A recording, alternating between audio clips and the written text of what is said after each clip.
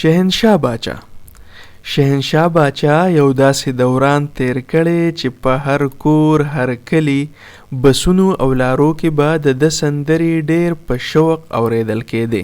خلک به د شهنشاه باچا نوي البم ته سترګې په لارو. د کال 2000 راهیسې دی له موسیقۍ سره تړلی.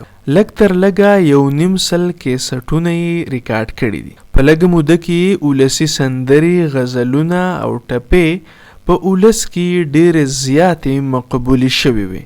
کال 2008 کې ملک د ترهګرۍ په رنځ اخته و چې دغه دوران شهنشاه باچا د سندرو دنیا ته په مخه ښه وکړه او د دعوت تبلیغ لار یې خپله کړه. لږه موده پس د شهنشاه باچا په زړه راښکونکي غږ کې د حمدونات ډالۍ مخې ته راغلی. شهنشاه باچا نن د پښتو نوموړی نعتخوان دی او په دغه لار کې د ژوند شپې سبا کوي.